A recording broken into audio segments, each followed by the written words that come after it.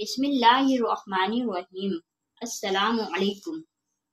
नाज़रीन कराम, आपने अक्सर लोगों से सुना होगा कि नबी करीम सल्लल्लाहु अलैहि वसल्लम ने सारी ज़िंदगी नमाज के लिए अज़ान नहीं दी। वो कौन सी वजह थी कि जिसकी वजह से नबी करीम सल्लल्लाहु अलैहि वसल्लम ने अज़ान नहीं दी? क्या यह हकीकत है कि वाकई नबी पाक ने अज़ान नहीं दी? इस बात में कितनी सदाकत है?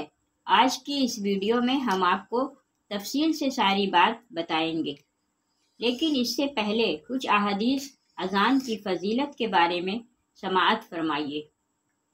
हज़रत अबू हुरैरा रज़ियल्लाहु ताला अन्हु से रिवायत है कि रसूल अल्लाह सल्लल्लाहु अलैहि वसल्लम ने इरशाद फरमाया, मुअज्जिन के गुनाह वहाँ तक माफ़ कर दिए जाते हैं जहाँ तक उसकी आवाज़ पहुँचती है। यानी अगर इतनी मुसाफत तक की जगह उसके गुनाहों से भर जाए तो भी वो सब गुनाह माफ़ कर दिए जाते हैं। जानदार व बेजान जो मुअज्जिन की आवाज़ सुनते हैं वो सब क़यामत के दिन इसके लिए गवाही देंगे। मुअज्जिन की आवाज़ पर नमाज में आने वाले के लिए 25 नमाजों का सवाब लिख दिया जाता है और एक नमाज से पिछली नमाज तक के दरमियानी औकात के गुनाह माफ़ कर दिए जाते हैं। हज़रत अब्दुल्ला बिन उमर रज़ियल्लाहु ताला अन्हु से रिवायत है कि रसूल अल्लाह सल्लल्लाहु अलैहि वसल्लम ने इरशाद फरमाया, मुअज्जिन की आवाज़ जहाँ जहाँ तक पहुँचती है वहाँ तक उसकी मग़फ़िरत कर दी जाती है। हर जानदार और बेजान जो इसकी अज़ान सुनते हैं इसके लिए मग़फ़िरत की दुआ करते हैं। एक रिवायत में है कि हर जानदार और बेजान उसकी अज़ान का जवाब देते हैं। हज़रत अबू सासा रज़ियल्लाहु ताला अन्हु फरमाते हैं कि हज़रत अबू सईद रज़ियल्लाहु ताला अन्हु ने मुझसे फरमाया, जब तुम जंगलात में हुआ करो तो बुलंद आवाज़ से अज़ान दिया करो, क्योंकि मैंने रसूल अल्लाह सल्लल्लाहु अलैहि वसल्लम को ये इरशाद फरमाते हुए सुना, मुअज्जिन की आवाज़ को जो दरख्त, मिट्टी के ढेले, पत्थर, जिन और इंसान सुनते हैं वो सब क़यामत के दिन मुअज्जिन के लिए गवाही देंगे। हज़रत बरा बिन आज़िब रज़ियल्लाहु ताला अन्हु से रिवायत है कि रसूल अल्लाह सल्लल्लाहु अलैहि वसल्लम ने इरशाद फरमाया, बिला शुबा अल्लाह ताला अगली सफ़ वालों पर रहमत भेजते हैं, फरिश्ते उनके लिए दुआए रहमत करते हैं और मुअज्जिन के इतने ही ज़्यादा गुनाह माफ़ किए जाते हैं जितनी हद तक वो अपनी आवाज़ बुलंद करे। जो जानदार व बेजान उसकी अज़ान को सुनते हैं इसकी तस्दीक करते हैं और मुअज्जिन को इन तमाम नमाजियों के बराबर अजर मिलता है जिन्होंने इसके साथ नमाज पढ़ी।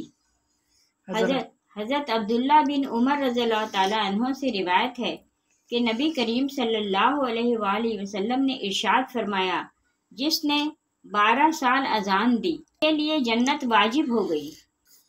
उसके लिए हर अज़ान के बदला में 60 नेकियां लिखी जाती हैं और हर इकामत के बदला में 30 नेकियां लिखी जाती हैं। हज़रत अब्दुल्ला इब्न उमर रज़ियल्लाहु ताला अन्हु से रिवायत है कि रसूल अल्लाह सल्लल्लाहु अलैहि वसल्लम ने इरशाद फरमाया, 3 शख्स ऐसे हैं कि जिनको क़यामत की सख्त घबराहट का खौफ नहीं होगा, ना उनको हिसाब किताब देना पड़ेगा। जब तक मखलूक अपने हिसाब व किताब से फारिग हो वो मुश्क के टीलों पर तफरीह करेंगे। एक वो शख्स जिसने अल्लाह ताला की रज़ा के लिए कुरान शरीफ पढ़ा और इस तरह इमामत की कि मुक्तदी उससे राज़ी रहे। दूसरा वो शख्स जो अल्लाह ताला की रज़ा के लिए लोगों को नमाज के लिए बुलाता हो। तीसरा वो शख्स जो अपने रब से भी अच्छा मामला रखे और अपने मातहतों से भी अच्छा मामला रखे। हज़रत जाबिर रज़ियल्लाहु ताला अन्हु फरमाते हैं कि मैंने रसूल अल्लाह सल्लल्लाहु अलैहि वसल्लम को ये इरशाद फरमाते हुए सुना, शैतान जब नमाज के लिए अज़ान सुनता है तो मकाम रूहा तक दूर चला जाता है। حضرت سلیمان رحمۃ اللہ علیہ کہتے ہیں، میں نے حضرت جابر رضی اللہ تعالیٰ عنہ سے مقام روحہ کے بارے میں پوچھا تو انہوں نے فرمایا کہ یہ مدینہ سے 36 میل دور ہے۔ حضرت ابو ہریرہ رضی اللہ تعالیٰ عنہ سے روایت ہے کہ نبی کریم صلی اللہ علیہ وسلم نے ارشاد فرمایا، جب نماز کے لیے اذان دی جاتی ہے تو شیطان بآواز ہوا خارج کرتا ہوا پیٹھ پھیر کر بھاگ جاتا ہے تاکہ اذان نہ سنے، پھر جب اذان ختم ہو جاتی ہے تو واپس آ جاتا ہے، جب اقامت کہی جاتی ہے تو پھر بھاگ جاتا ہے، اور اقامت پوری ہونے کے بعد پھر واپس آ جاتا ہے تاکہ نمازی کے دل میں وسوسہ ڈالے۔ چنانچہ نمازی سے کہتا ہے، یہ بات یاد کر اور یہ بات یاد کر، ایسی ایسی باتیں یاد دلاتا ہے جو باتیں نمازی کو نماز سے پہلے یاد نہ تھیں، یہاں تک کہ نمازی کو یہ بھی خیال نہیں رہتا کتنی رکعتیں ہوئی ہیں۔ حضرت ابو ہریرہ رضی اللہ تعالیٰ عنہ روایت کرتے ہیں کہ رسول اللہ صلی اللہ علیہ وآلہ وسلم نے ارشاد فرمایا، اگر لوگوں کو اذان اور پہلی صف کا ثواب معلوم ہو جاتا اور انہیں اذان اور پہلی صف قراندازی کے بغیر حاصل نہ ہوتی تو وہ ضرور قراندازی کرتے۔ بخاری۔ حضرت ابو ہریرہ رضی اللہ تعالیٰ عنہ سے روایت ہے کہ ہم رسول اللہ صلی اللہ علیہ وآلہ وسلم کے ساتھ تھے۔ حضرت بلال رضی اللہ تعالیٰ عنہ اذان دینے کھڑے ہوئے، جب اذان دے چکے تو رسول اللہ صلی اللہ علیہ وآلہ وسلم نے ارشاد فرمایا، جو شخص یقین کے ساتھ ان جیسے کلمات کہتا ہے جو مؤذن نے اذان میں کہے، وہ جنت میں داخل ہوگا۔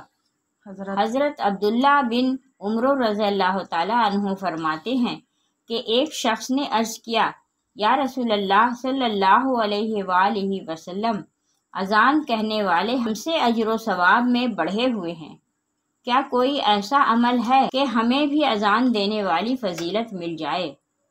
رسول اللہ صلی اللہ علیہ وآلہ وسلم نے ارشاد فرمایا، وہی کلمات کہا کرو جو مؤذن کہتے ہیں، پھر جب تم اذان کا جواب دے چکو تو دعا مانگو، جو مانگو گے وہ دیا جائے گا۔ ناظرین کرام، آخر میں ہم آپ کو بتاتے چلیں کہ آیا واقعی نبی پاک صلی اللہ علیہ وسلم نے ساری زندگی اذان نہیں دی؟ اس کی کیا وجہ ہے؟ آئیے سماعت فرمائیں۔ واضح رہے کہ آپ صلی اللہ علیہ وسلم سے نفس اذان تو قطعی طور پر ثابت ہے، اس میں کسی کا کوئی اختلاف نہیں، اس لیے کہ نبی داؤد اور جامع ترمذی میں روایت ہے کہ حضرت حسن رضی اللہ تعالیٰ عنہ کی ولادت کے وقت نبی کریم صلی اللہ علیہ وسلم نے ان کے کان میں اذان دی تھی۔ باقی آپ صلی اللہ علیہ وسلم سے نماز کے لیے اذان دینا ثابت ہے یا نہیں، اس بارے میں شروع ہی سے ائمہ محدثین میں اختلاف چلا آ رہا ہے۔ ائمہ محدثین کی اس بارے میں دو رائے ہے۔ نمبر 1، امام محی الدین نووی اور علامہ جلال الدین السیوطی رحمۃ اللہ وغیرہ کا موقف ہے کہ نبی کریم صلی اللہ علیہ وآلہ وسلم سے اپنی حیات طیبہ میں دوران سفر نماز کے لیے ایک مرتبہ اذان دینا ثابت ہے۔ ان حضرات کا استدلال و ماخذ جامع ترمذی میں حضرت یعلا بن مرۃ الثقفی کی روایت ہے۔ علامہ ابن حجر العسقلانی، علامہ زرقانی قطنی اور اسی طرح علامہ سہیل رحمۃ اللہ علیہ، یہ حضرات ترک مباشرت الاذان یعنی نبی کریم صلی اللہ علیہ وسلم سے نماز کے لیے اذان کے ثابت نہ ہونے کے قائل ہیں۔ ان حضرات کا کہنا یہ ہے ترک مباشرت الاذان کا مسئلہ نبی کریم صلی اللہ علیہ وسلم کے خصائص میں سے ہے، لہٰذا اب یہ اشکال کہ یہ بات ناممکن ہے کہ نبی کریم صلی اللہ علیہ وسلم نے ایک کام کرنے کا حکم فرمایا ہو اور خود ایک مرتبہ بھی اس پر عمل کر کے نہ دکھایا ہو، باقی نہیں رہتا۔